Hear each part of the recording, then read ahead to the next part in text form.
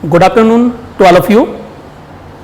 My name is Dr. Pankaj Saini, Associate Professor, Department of Geology, School of Life Science and Technology, IIMT University, Meerut. Today we will discuss about the topic ecology and environment, and now we will start the topic. This lecture will help you understand about the concept of the ecology and the concept of the environment. First of all, what is the ecology? We can say the ecology is the interaction between living beings and their environment, and on the other hand we can say the scientific study.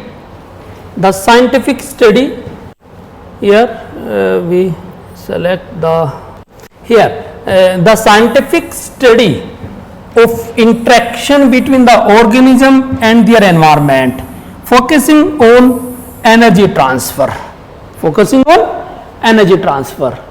it is the science of relationship.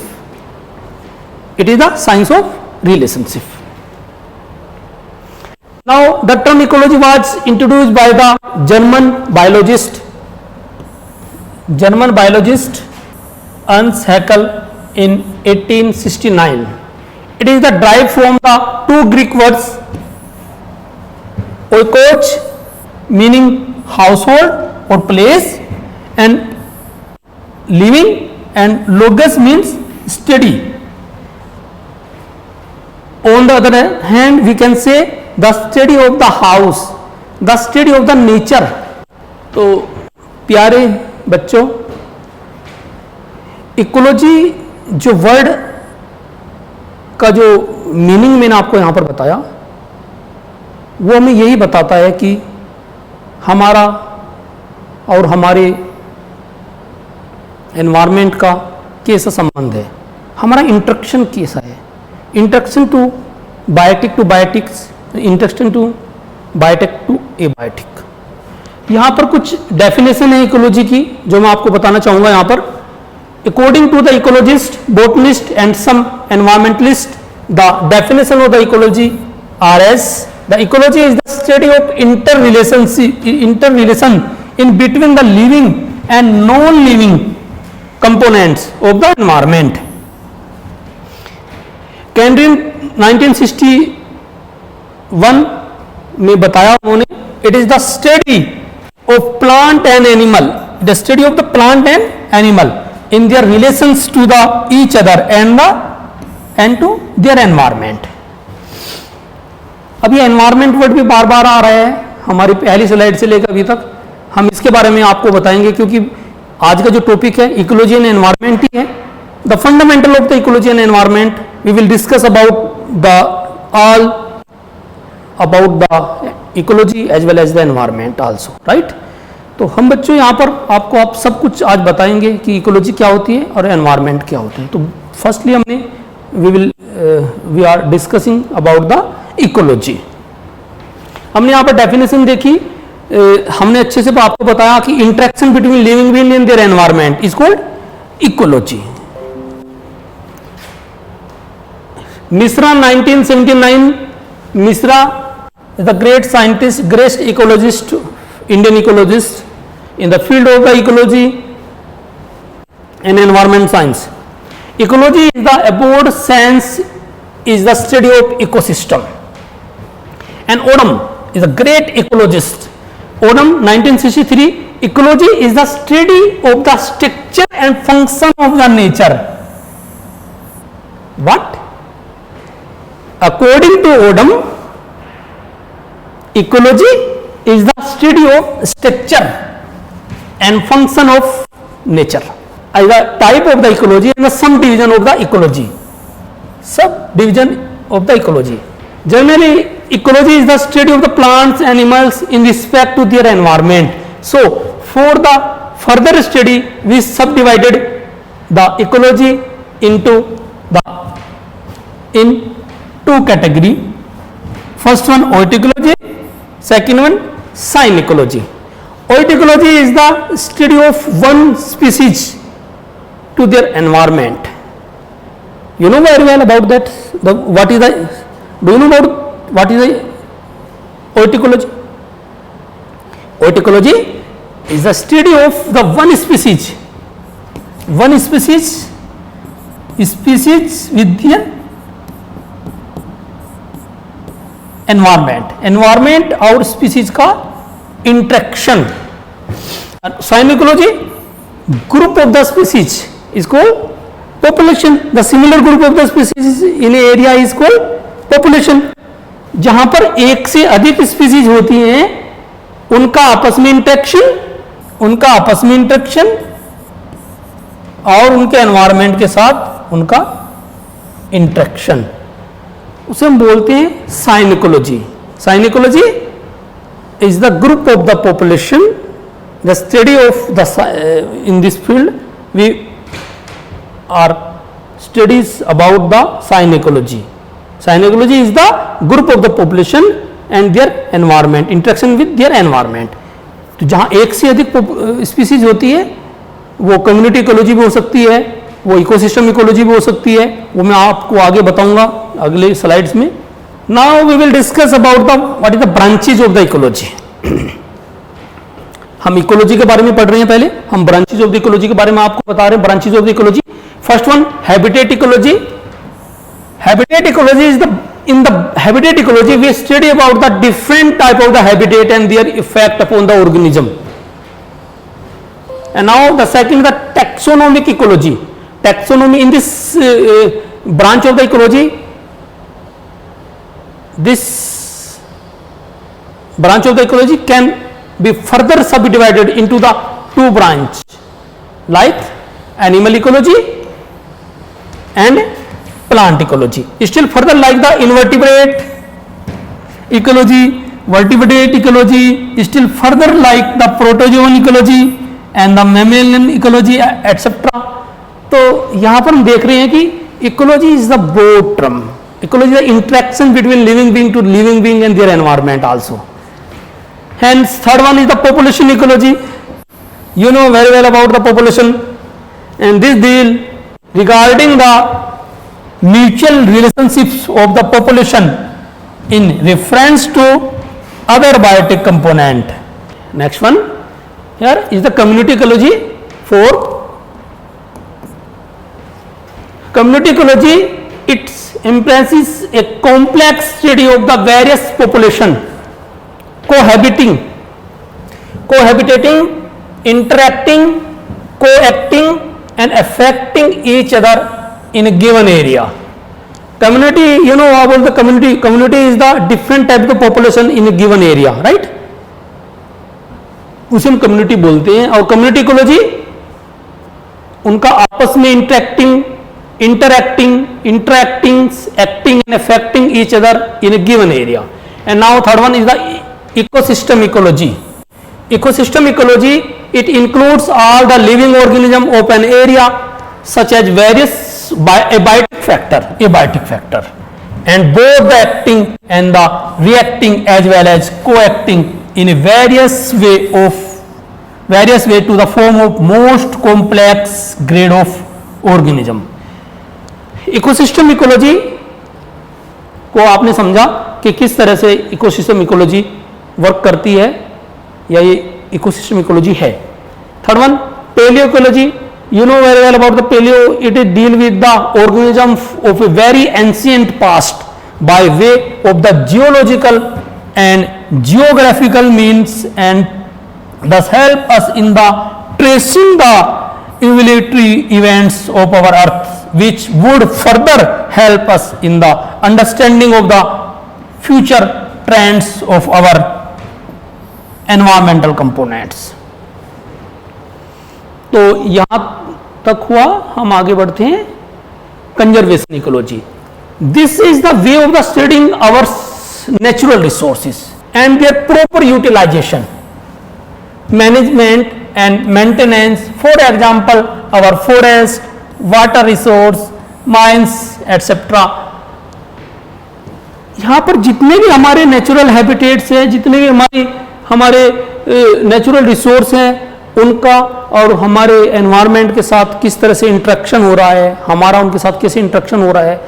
इस conservation ecology में हम यही सीखते हैं कि हम किस तरह से कंजर्व कर सकते हैं एक हार्मोनी कंडीशन में sustainable way of the life जीकर हम किस तरह से उन रिसोर्सेज को कंजर्व कर सकते हैं, और हमारी जो इकोलॉजी होगी वो इकोलॉजी यदि अच्छी होगी तो हमारा इंटरेक्शन अच्छा होगा, तो हम उन्हें कंजर्व कर सकते हैं, हम उन्हें प्रोटेक्ट कर सकते हैं।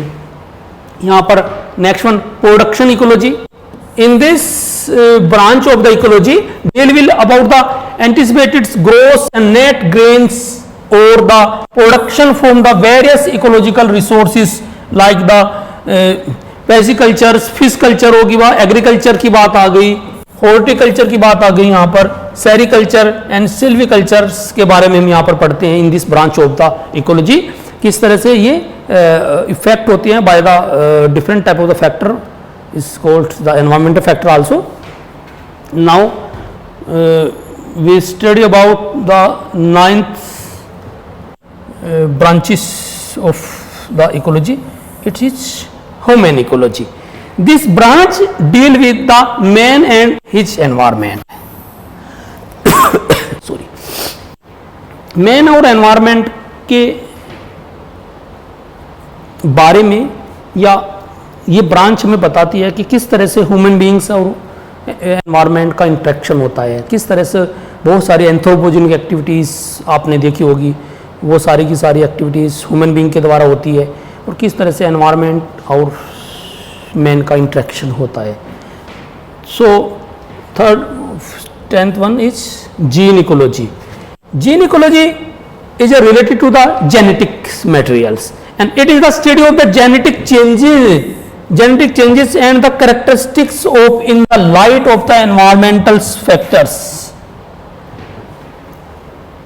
Next one, here is the space ecology. You know very well about the space. This is the most recent branch of the ecology which deal about the study of the other planetary environment in the space travels and the increasing number of satellites in the space possible of life on other planets and like that, besides their impact of space travel and the event on human life. And next one is the radiation ecology. It is the study of the various type of the cosmic and planetary radiation, including the radioactive industries and the activities of the human beings in reference to the other biotic and abiotic components. And second last is ecological energetics. Here this is the study of the energy productions, transformation and the flow at the various levels, gross and net gains from the various source of the that is the biological and non-biological also, renewable and non-renewable resources of the of energy is called ecological energetics. And here the last one, the branches of the ecology, we study about the cytoecology. Cytoecology is this deal with the cellular details, characteristic and adaptations in relation to its environment and its needs. So dear students, we have discussed about the what is the ecology and the branches of the ecology, right? And now we move on our next slide. एक word बार बार आया था, environment. जब हम ecology की बात कर रहे थे तो हमने आपको कहा था interaction between living being and their environment. कैसा इंटरेक्शन होना चाहिए, कैसा इंटरेक्शन होता है, उसी पर डिपेंड करता है कि हमारी ग्रोथ कैसी होगी, हमारा फ्यूचर कैसा होगा. और जब एनवायरमेंट वर्ड की बात आती है तो हमें ये जानना बहुत जरूरी हो जाता है कि ये वर्ड है क्या. तो environment is the sum of all physical, chemical, biotic, cultural factors that affect life of organism in any way. तो we can say the sum of all physical, chemical and biological factors that affect of the organism in any way. In any way का मतलब वो हमारे लिए beneficial भी हो सकता है, हमारे लिए एनिमी कंडीशन भी हो सकती है, हमारे लिए उसकी मेरिट भी हो सकती है, हमारे लिए डिमेरिट भी हो सकती है। It is depend on the situation of that time. Here यहां पर हमने इकोलॉजी की भी definition they the. It is the science of the relationship, मैंने आपको भी बताया। तो एनवायरमेंट, और यदि आप इकोलॉजी को ध्यान से देखें, इस दोनों डेफिनेशनों को ध्यान से यहां पर पढ़ सकते हैं। हमें इसमें कहा कि यदि कोई ऑर्गेनिज्म है, उसके चारों ओर का physical, chemical, biotic, abiotic, cultural factors जो उस पर इफेक्ट गिरते हैं, जो उस ऑर्गेनिज्म पर, उस स्पीसीज पर इफेक्ट गिरते हैं, तो उसे हम सराउंडिंग जोन को एनवायरमेंट बोलते हैं। एनवायरन प्लस मेंट, एनवायरन प्लस मेंट। यदि हम इसे दो वर्ड को दो हिस्सों में तोड़े तो environ means surrounding, ment means action, surrounding action. तो we can say action by our surrounding on us, हमारे ऊपर हमारे चारों ओर के आवरण का प्रभाव, एक्शन। और वो एक्शन हमारे अपने हाथ में है, उसकी इकोलॉजी ठीक करके। यदि हमारी इकोलॉजी, हमारा इंटरेक्शन बहुत फ्रूटफुल होगा, हमारा इंटरेक्शन बहुत पॉजिटिव होगा विद देयर एनवायरमेंट, तो उसका एक्शन भी, उसका सराउंडिंग जोन का जो इफेक्ट होगा हमारे ऊपर, वो भी एक तरह से पॉजिटिव वे में होगा, है ना। Here now we will discuss about the what is the biosphere. आप अच्छे से समझ रहे होंगे कि ये biosphere it is part of the environment है। एनवायरमेंट के तीन कंपोनेंट आपको यहां पर दिखाई देंगे। First one is the atmosphere, second one is the hydrosphere and third one is the lithosphere. अब एटमॉस्फेयर आप बहुत अच्छे से जानते होंगे, atmosphere is the blanket of the air, and atmosphere में 5 जोन होती है, ट्रोपोस्फीयर, स्ट्रेटोस्फीयर, मेसोस्फीयर, थर्मोस्फीयर और एक्सोस्फीयर। ये 5 जोन एटमॉस्फेयर में पाई जाती है, the blanket of the air. और air is the mixture of the gases, different type of gases से एयर बनती है और तब जाके हमारा एटमॉस्फेयर बनता है। एटम्स इसमें पाए जाते हैं, ये पूरा एटमॉस्फेयर होता है। और हाइड्रोस्फीयर आपको जैसे पता है, मैंने आपको कहा कि 2 हिस्सों में किसी भी वर्ड को यदि हम इसे ब्रेक करते हैं, तोड़ते हैं, तो उसका कुछ मतलब हमें पता लगता है। जैसे कि hydrosphere, hydro means water, sphere यानी कि एरिया, वो एरिया जहां पर जल हो। जो भी हमारी एक्वेटिक लाइफ है, जो भी हमारी जल वाला हिस्सा है, वो सारा का सारा हाइड्रोस्फीयर में काउंट होता है। And third one is the lithosphere. Lithosphere को भी हम इसी तरह से 2 हिस्सों में इसे ब्रेक करते हैं। First one litho and second one the sphere. तो here we can say the lithosphere is the part of the terrestrial ecosystem, या अर्थ से जुड़े हुए जो पार्ट है, जो हमारा वो पूरा का पूरा वो एरिया आ जाता है लिथोस्फीयर में। यहां पर एक वर्ड आया बायोस्फीयर। बायोस्फीयर को भी हम 2 हिस्सों में तोड़ लेते हैं, यहां पर 2 हिस्सों में उसे ब्रेक कर लेते हैं। बायो मीन्स बहुत अच्छे, जो सभी को पता है, सारे बच्चों को पता है कि बायो मीन्स क्या होता है, क्या होता है बायो मीन्स लाइफ। और स्पेयर आपको पता ही है, स्पेयर यानी कि area.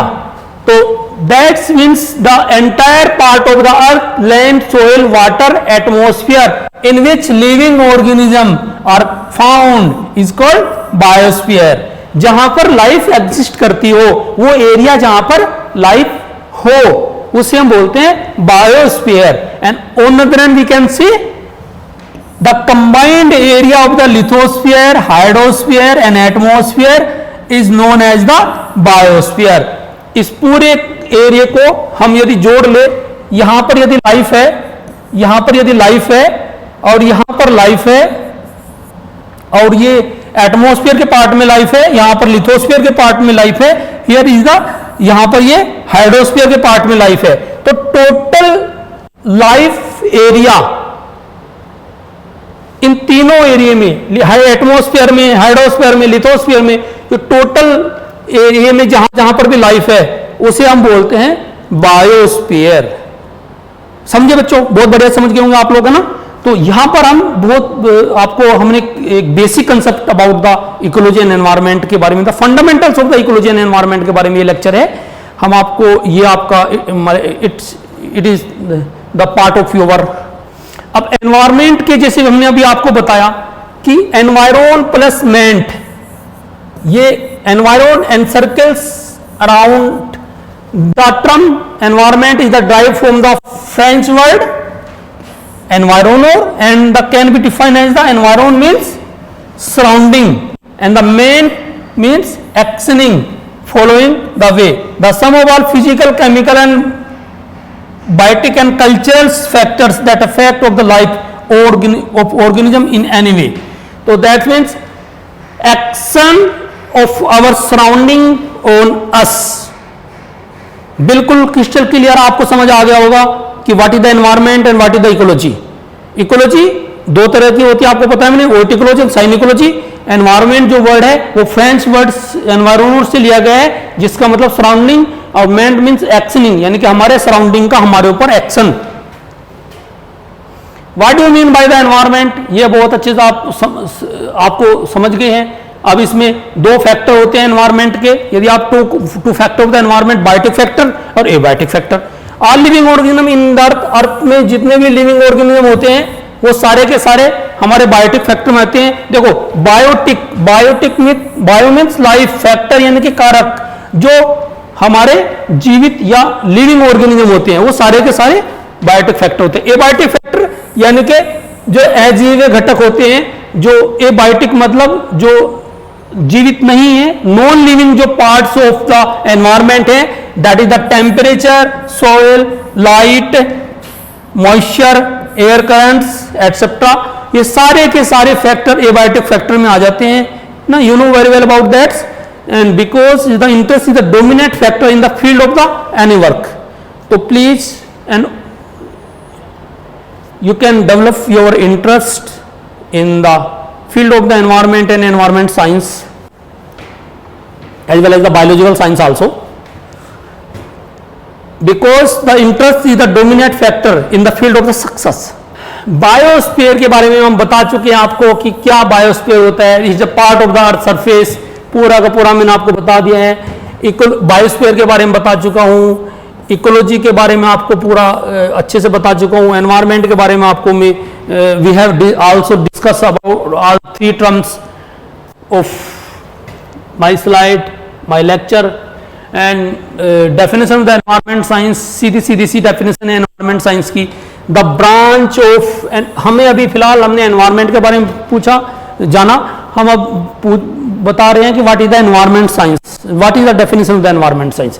The branch of the science concerned with the physical, chemical and biological condition of the environment and their effect on the organism. अब इस ऑर्गेनिज्म की यदि बात आई, कोई भी एक सिमिलर एक कोई भी ऑर्गेनिज्म है ना, वो यदि similar group of the species होती है कहीं पर, वो पॉपुलेशन हो जाती है। You know very well about that.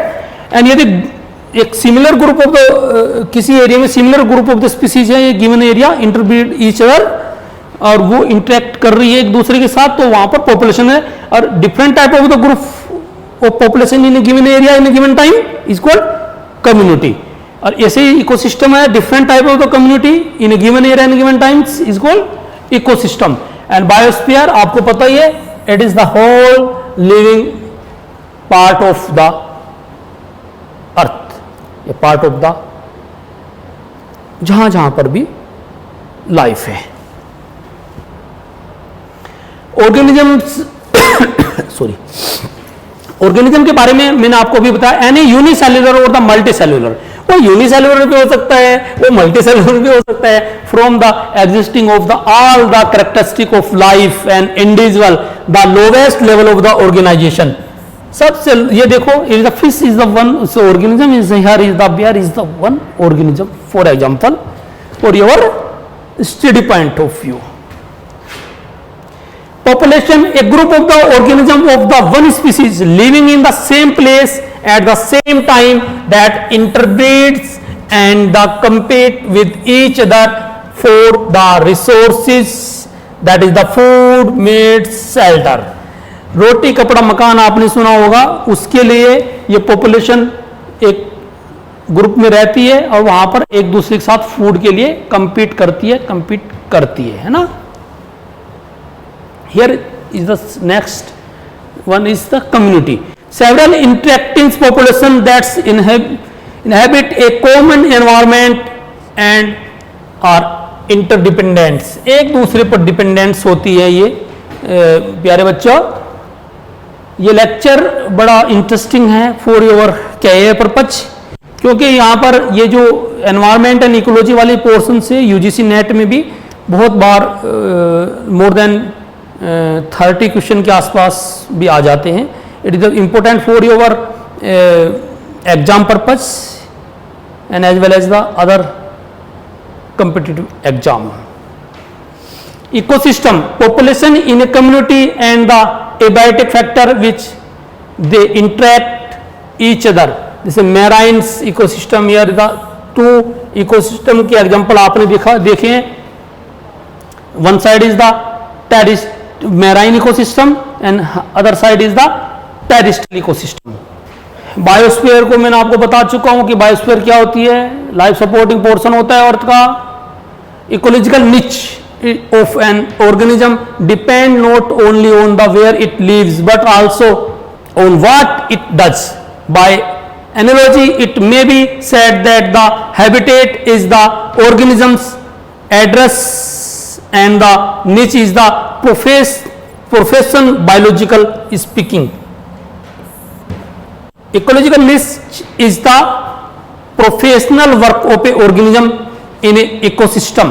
Here, habitat and this niche. What is the basic difference of the habitat and niche? Here, niche is the role of the species in a community. That is the job. जैसे कि एक university में professor job करते हैं ना. What is the profession? उनकी job क्या है? Ecological niche, the role of species play in a community. अपनी इस कम्युनिटी में क्या रोल प्ले करती है. Habitat, the place in which an organism live out its life. Address, तो habitat is the address of a species. जहां पर वो रहता है उस घर का address.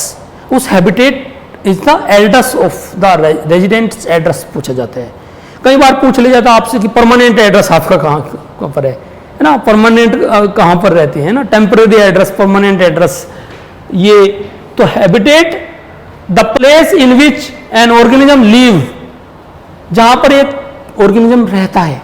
And niche is the role of a species play in a community. That is the job, the professional work of a organism in the ecosystem.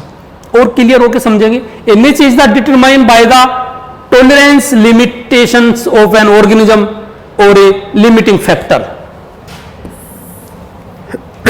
Sorry, limiting factor क्या होता है? Any biotic abiotic factors that restricts the extents of the organism in the specific environment. इनका limiting factor वो होता है कि भाई कोई ऐसे फैक्टर्स, लिमिटिंग फैक्टर जो किसी भी स्पीसीज को के वर्क के प्रोफेशन को कंट्रोल कर सके, लिमिट कर सके, या उसके फैक्टर को वो कंट्रोल कर सके, वो लिमिटिंग फैक्टर होते हैं. यार द हैबिटेट एंड निच में चल रहा है अभी. Example of the limiting factor, that is the amount of the water. आपको पता है amount of the food and temperatures. भाई देखिए लिमिटिंग फैक्टर वही होते हैं कि अमाउंट ऑफ द फूड, यदि अमाउंट ऑफ द वाटर यदि कम है तो वहां पर कहीं ना कहीं कुछ लिमिटेशंस आ जाती है, या अवेलेबिलिटी ऑफ द फूड पर भी डिपेंड करता है. ये सारे के सारे लिमिटिंग फैक्टर में आते हैं पूरे के पूरे तीनों. आपको पता ही है. Feeding relationship. Now we will discuss about the feeding relationship in the ecology and the environment. There are the three main type of the feeding relationship. Producer consumer, second one predator and prey, and third one the parasite and host. Feeding relationship में आपको पता है, producer वाली बात कर रहे हैं हम. ऑल द ऑटोट्रोफस प्लांट्स होते हैं जितने भी, they trap the energy from the sun and bottom of the food chain. ये फूड चेन के bottoms of the food chain होते हैं. एक तरह से जितने भी हमारे ग्रीन प्लांट होते हैं वो सन की एनर्जी को ट्रैप करते हैं. उस एनर्जी को, वो फोटोन एनर्जी को कन्वर्ट करते हैं केमिकल एनर्जी में with the help of the photosynthesis. Photosynthesis आप बहुत अच्छे से जानते होंगे, व्हाट इज द फोटोसिंथेसिस. ठीक है, तो उसके हेल्प से उस फोटोन एनर्जी को, जो सन की एनर्जी आती है, वो ट्रॉपिकल जोन में सबसे ज्यादा आती है। आपको पता है लाइन ऑफ कैप्रिकॉर्न और लाइन ऑफ कैंसर के बीच के जो जोन होता है, उस पूरे जोन को लाइन ऑफ कैप्रिकॉर्न और लाइन ऑफ कैंसर के बीच के जो जोन को होता है, उस जोन को हम ट्रॉपिकल जोन बोलते हैं। और वहां पर सन की सबसे ज्यादा लाइट पड़ती है। और जिस हिस्से में सन की सबसे ज्यादा लाइट पड़ेगी, आपको पता है the capacity to do work, कार्य करने की क्षमता, energy the capacity to do work. और जब एनर्जी, वो फोटोन एनर्जी सबसे ज्यादा पड़ेगी, वो यूनिवर्सल एक तरह से सन हमारा एनर्जी का सोर्स है, और वहां पर वो ट्रॉपिकल जोन में सबसे ज्यादा एनर्जी पड़ रही है। तो वहां पर ग्रीन जो हमारे पार्ट होते हैं, फाइटोप्लैंक्टन्स की बात करते हैं हम, और हर HST की बात करते हैं, हर्ब सर्ब ट्री, HST हमने बताया था आपको, HS और T, HST यानी कि हर्ब सर्ब और ट्री। तो ये सारे के सारे हमारे फोटोसिंथेसिस करते हैं, और फोटोसिंथेसिस के बाद उस फोटोन एनर्जी को केमिकल एनर्जी में कन्वर्ट कर देते हैं, और वो एनर्जी हमारी फर्दर आगे ट्रॉपिकल लेवल में जाती है, जिसे energy of pyramids of energy आपने पढ़ा होगा अपनी क्लास में। यार फीडिंग रिलेशनशिप मैंने आपको अभी बताया, प्रोड्यूसर के बारे में बताया, कंज्यूमर ऑल द हेट्रोट्रोपस होते हैं पूरे, they ingest food the containing the sun's energy, and जैसे हर्बीवर्स हो गए, कार्निवर्स हो गए, ओमनिवर्स हो गए, डिकम्पोजर हो गए। 3 तरह के ये यहां पर कंज्यूमर्स आपको मिलेंगे, हर्बीवर्स, कार्निवर्स, ओमनिवर्स और decomposer. Here feeding relationship of the consumers, herbivores Yeats plants, आपको पता है जितने भी हर्बीवर्स होते हैं वो प्लांट्स को फीड करते हैं। प्राइमरी कंज्यूमर प्रे एनिमल्स, ये प्राइमरी कंज्यूमर में। Carnivores Yeats meets, predators hunts prey and animals for the food.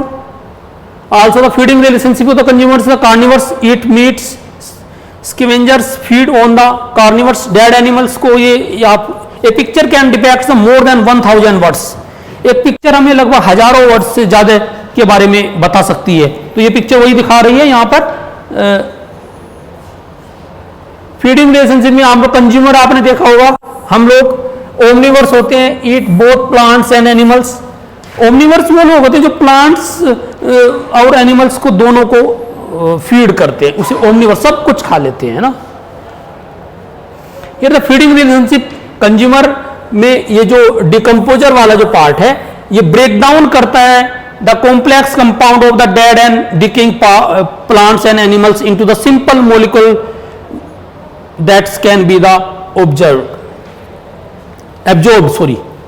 तो यहां पर हमने देखा कि भाई डिकम्पोजर क्या करता है। डिकम्पोजर का काम होता है कि decompose the higher molecules to the lower molecules, या complex form of the organic matter to the simplest form of the organic matters.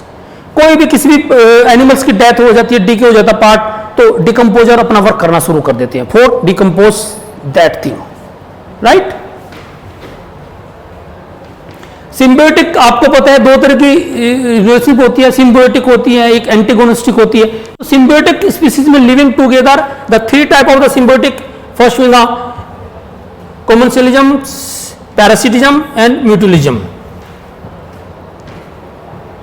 Here the symbiotic relationship में कॉमेंसलिज्म में आपने बताया कि one species benefit the other is the neither harm और नोर help और seeds on a tree, for example. ये सारी की सारी आपको कोर्स में है। सिम्बायोटिक रिलेशनशिप्स में वन स्पीसीज, जो कम्युनिज्म की बात करें, कॉमर्शियलिज्म की बात करें, one species benefits and the other species neither harm nor help, polar bears and the cyanobacteria इसका एग्जांपल है। यदि यहां पर आपको पैरासिटिज्म की बात करें तो वन स्पीसीज इज बेनिफिटेड, यानी जो पैरासाइट होता है वो तो बेनिफिट होता है, and other species is harm, जो होस्ट होता है वो उसे कहीं ना कहीं नुकसान होता है ना। पैरासाइट होस्ट रिलेशनशिप इसे बोलते हैं, है ना।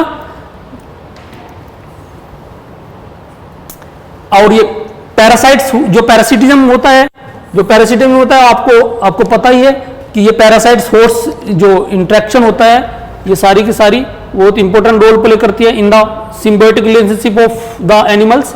सिम्बियोटिक रिलेशनशिप में जो म्यूचुअलिज्म होता है, it is another relationship in this category, beneficial to the both species, दोनों स्पीसीज बेनिफिट होती है। For example cleaning the birds and the clear the same, ये पूरा का पूरा एक बहुत दोनों ही स्पीसीज बेनिफिट होती है उस स्थिति में, उसे म्यूचुअलिज्म बोलते हैं। एंड सिम्बियोटिक रिलेशनशिप में आपने देखा होगा कि ये beneficial to the both species, for example fungi और एल्गी, ये पूरा का पूरा एक आपस में एक लाइकेन बनाते हैं, ये बोथ स्पीसीज इसमें beneficial for the both species. And it is the type of the relationships, communisms, parasitism and mutualisms. You can say is a picture can depict the more than 1000 words.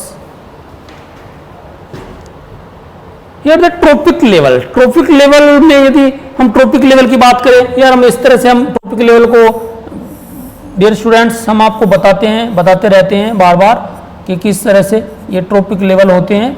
इसमें first trophic level, second, third, fourth, तो each link in a food chain is known as the trophic level. Trophic level represent a feeding step in the transfer of the energy and matter in ecosystem.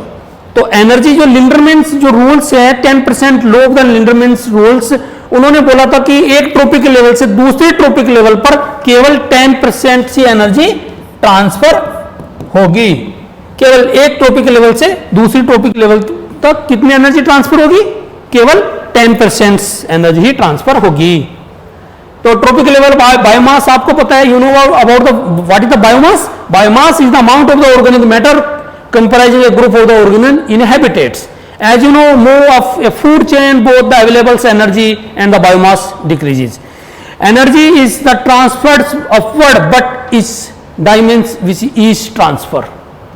10% वो आपको मैंने आपको बताया producer से ऑटोट्रोपस जो होते हैं, फिर प्राइमरी कंज्यूमर हर्बीवर्स होते हैं, फिर सेकेंडरी कंज्यूमर स्मॉल कार्निवर्स होते हैं and tertiary consumers the top carnivores. यानी कि एनर्जी जो होती है वो ट्रोपिक लेवल में इस तरह से चलती है, प्रोड्यूसर से प्राइमरी कंज्यूमर सेकेंडरी कंज्यूमर से टर्शियरी कंज्यूमर। एनर्जी का जो लेवल होता है वो 10% के हिसाब से वो आगे बढ़ता है, 10% ही आगे अगले ट्रोपिक लेवल में, एक ट्रोपिक लेवल से दूसरे ट्रोपिक लेवल में 10% ही जाती है और आगे हीट और के रूप में वो एब्जॉर्ब हो जाते हैं in the surrounding area. Energy of the bio typical ecosystem में आपको बताया, एनर्जी ऑफ बायोमास हो गया, प्रोड्यूसर हो गया, प्लांट्स हो गए, 100% एनर्जी यहाँ पर दिखा रहा है। ये here is the consumer first में 10% चलेगी इसकी 100% की, कंज्यूमर 2 में 1% चलेगी, यानी कि केवल 10% 10% एनर्जी ट्रांसफर होती है वन ट्रोपिक लेवल से नेक्स्ट ट्रोपिक लेवल तक। तो ये तो ट्रोपिक लेवल की बात हुई। फूड वेब आपको पता है, so all the possible feeding relationship in the community at each trophic levels represent a network of the interactive food chain.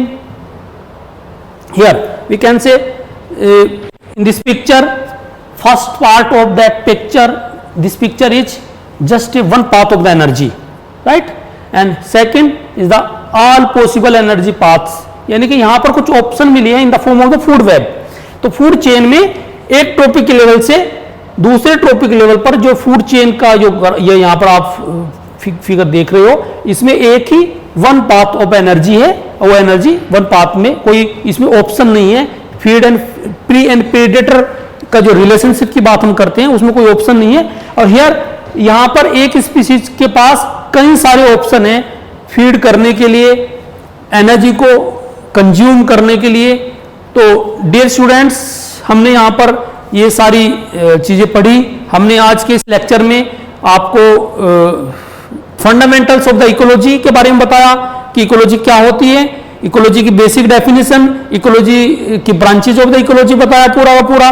उसके बाद हमने आपको what is the environment, environment क्या होता है, component of the environment, atmosphere, lithosphere, hydrosphere के बारे में बताया, आपको बायोस्फीयर के बारे में बताया। तो ये सारी की सारी जो fundamentals concept of the environment है as well as the ecology वो आपको बताए, और इंटरेक्शन किस तरह से living being to living being interaction होता है वो सारे के सारे बताए। इस relationship symbiotic and antagonistic relationship यहाँ पर आपको we have discuss about that all topic in this lecture. Here the complete the components of dharma, arth, kam and moksha, which can be achieved only when you have a very good environment around you. Therefore, save, protects, preserves, conserves, research, study and be accountable for your environment right from your personal level to the global level.